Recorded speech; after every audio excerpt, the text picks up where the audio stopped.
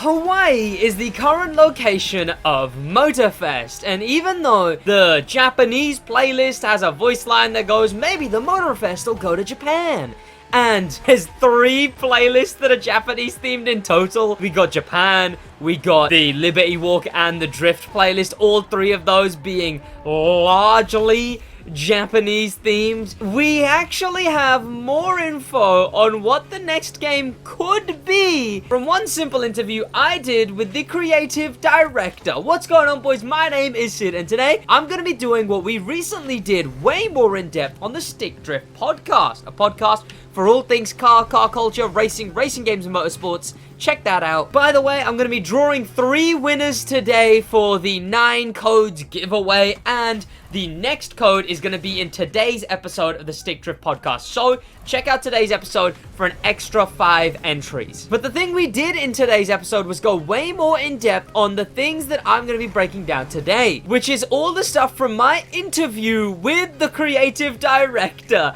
Yes, the first thing that he says is that, hey, you know, I watched some of your stuff, and that was like, ah, that was cool to find out, you know, that the guy, the creative director of the game, knew of me. Very, very sick. And that was how the interview began. But again, if you want to see the main interview, that is also on the Stick Drift podcast. It'll be linked in the description. What I'm going to be doing today is just jumping into those specific things that he mentioned. One thing is about the very immediate feature of Motorfest. One thing is very, very sad and upsetting. And one thing is, well, very much to do with the future. So we'll go good news, bad news, good news, and begin with the good news. The first bit of good news is based on a specific car model that he said he has on his personal version of the game. At least that's how I interpreted what he said. But it was at least confirmed to be part of the future lineup. This is the only car that we've never seen that we know is coming up in the future. I've done many videos on cars that we have seen that are coming out. The Navira, the RS6, which is an Audi, the Nissan Titan Duke Warrior concept or something. A bunch of stuff that we know is going to be coming to the game. But from my interview, we learned about, well, this car right here being confirmed for Motorfest. And why is that confirmed? Well, I asked the 2 people I was interviewing what their dream cars was, and Fergus said this. My dream car is really a Ford Mustang, but an old one, 64, 65, with all the beautiful rally mood and stuff like that. It's a car, really a dream car, and one day we'll have one for sure, and yeah, do it. It's part of the lineup, the future one. Yeah. Oh, well, this one. Well, hope to see it, you know. And yeah, I know that. They did it for me, just to me to be able to play it in my sofa at home. It's very old. there you go. That's what I mean, right? That's how I interpreted that he's got like a version of it that has this car to himself, because he mentions they've done it just for him to play at home. But I'm not sure if that just means that it's part of the future lineup for him to play eventually. But there's a main thing about this car which makes it rather obvious that yes, this is going to be part of the future lineup, because of a specific thing, and that is that the next episode of, well, not even episode, I'm still Crew 2 minded, the next update, the season 2, coming out in December 6th specifically, is Hooligan themed. And the car that is the base model of the Hoonicorn is the 65 Mustang. So it only makes sense that we get the base model of the 65 Mustang with rally customization on it, which is interesting. And we're gonna get that for the Hooligan update. That's a car we're gonna get, and he confirmed it. Are you hyped for that thing? Do you know and want the other cars that we know we're gonna get, like the RS6, the Navira, the Titan Warrior, a new Ferrari touring car, stuff like that? There's a bunch of stuff that we know we're gonna get. I can't do this challenge because I keep getting slowed down if I crash into things. Damn it. There was one bit of good news, you know. We've got a confirmed license. The 65 Mustang is going to be a part of the upcoming lineup for the game. But what else is there? And what was the bad news? Well, you may know of 2 islands on this game. That being this one, suspiciously shaped like Maui, and one all the way in the top left that is suspiciously shaped like Kauai up there. And they're also in very much flying distance. Look at that. Look, you could make that.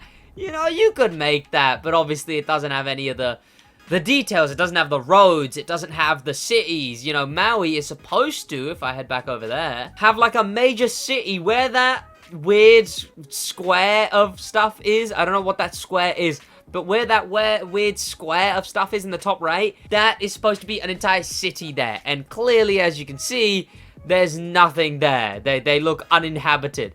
But they are real-world Hawaiian islands. And I was almost entirely certain, for the main part, just because Maui isn't the island to the bottom right of Oahu. That's Molokai. Molokai is the island directly to the bottom right. So the fact that they put Maui there instead, I was like, surely this is a guarantee that they're gonna be doing a map expansion, because why have them that close? Why have them in flying distance? Why pick specific islands like that?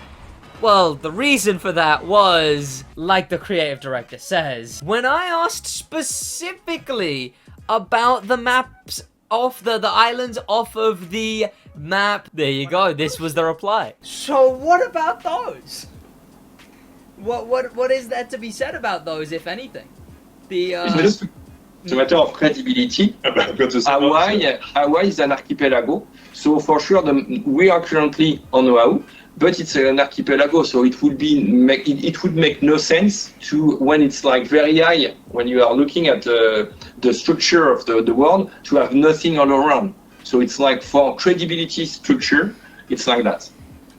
So I imagine you wouldn't be able to say anything on whether those would go towards a map expansion of any kind. I'm pushing it. Our focus, as Fergus said, I mean, the content where we are, what we are developing currently is working on Oahu and working on all the content there. For all the content we are announced already for the young one support, everything is on Oahu, and we are delivering this content there. Okay, yeah. Damn it! So their main focus is on Oahu right now, and the islands are only really there because, well, Hawaii is a set of islands, so it wouldn't make sense to be able to fly so high up and then not see any islands in the distance. They could have made them further away. They could have made them actually, like, because nothing is that close to Oahu. Like, nothing is that close. So, you know, it's whatever, but that's why I'm sort of like, yeah, I think we're sort of guaranteed to not be seeing a map expansion in this game anytime soon. Because, yeah, like they said, that's not where their focus is at the moment. Hey, no way, there should have been coins that fall out of that. Buzz Cola coins. That was a really weird, specific reference that came in mind. I hope someone understood that. But what is the final bit of good news? Well, I asked him in an actually silly manner. I meant it as a joke question. It was, what about the fact that it's called the Crew Motorfest? What would the next game even be called, you know? Would it be the Crew Motorfest 2? Would it be the Crew 3 or the Crew 4? Would it be the Crew... Would it just be Motorfest, you know? How does the naming scheme work? And his reply to that was this. Here it is. Would it be really the Crew Europe, the Crew Asia? We don't know. We really don't know. We will see. Time will tell. Right now, to be honest, we don't know at all. Yeah. But I suppose I'll finish it off with out of the scope of the crew.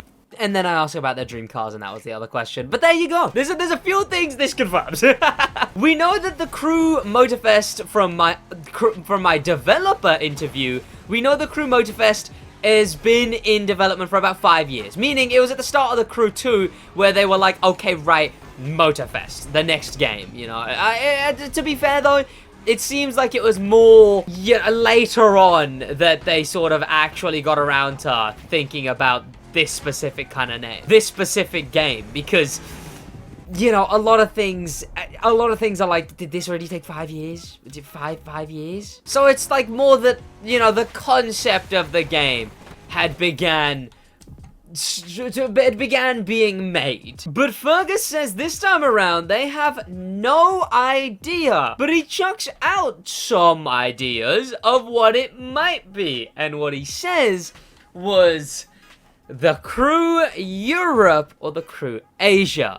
So the few things this confirms is that there is going to be zero consistency.